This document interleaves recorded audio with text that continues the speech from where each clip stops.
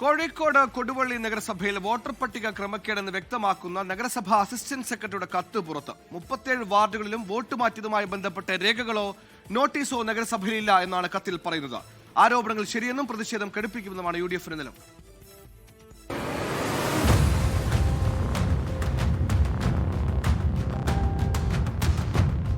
Ward വിഭജനം പൂർത്തീകരിച്ച് കരട് വോട്ടർ പട്ടിക പുറത്തു വന്നപ്പോൾ വോട്ടുകൾ നഷ്ടമായെന്നായിരുന്നു പ്രദേശവാസികളുടെ പരാതിയെ തുടർന്ന് UDF നേതൃത്വത്തിൽ നാട്ടുകാർ കളക്ടറേറ്റിന് മുന്നിൽ പ്രതിഷേധവുമായി എത്തി. തദ്ദേശ വകുപ്പ് ഡയറക്ടർ നഗരസഭയിൽ നേരിട്ടെത്തി പരിശോധനകൾ നടത്തിയിരുന്നു. പിന്നാലെയാണ് അസിസ്റ്റന്റ് സെക്രട്ടറിയുടെ കത്ത്. ഒരു വാർഡിലെയും വിവരങ്ങളടങ്ങിയ നോട്ടീസോ രേഖകളോ ഓഫീസിലില്ലെന്നതാണ് കത്തിൽ പറയുന്നത്. ബൾക്ക് ട്രാൻസ്ഫർ സംബന്ധിച്ച് നിയമാനുസൃതമായി പാലിക്കേണ്ട നടപടിക്രമങ്ങളും പാലിച്ചിട്ടില്ലെന്നും കത്തിൽ വ്യക്തമാക്കുന്നു. ആരോപണം ശരിയായെന്ന് UDF.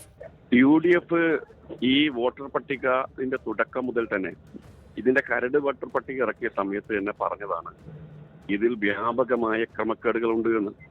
യാതൊരു രേഖകളും ഇല്ലാതെ വോട്ട് ചേർക്കുക ചെയ്തത് LDFന്റെ ഉത്തരവാദിത്തപ്പെട്ട ആളുകളാണ് ഇതിന് പിന്നിൽ. തിരഞ്ഞെടുപ്പ് ചുമതലയുള്ള ഉദ്യോഗസ്ഥരെ സ്വാധീനിച്ച് വോട്ടർ പട്ടികയിൽ LDF തന്നെ ക്രമക്കേട് നടത്തിയെന്നാണ് UDF ആരോപണം.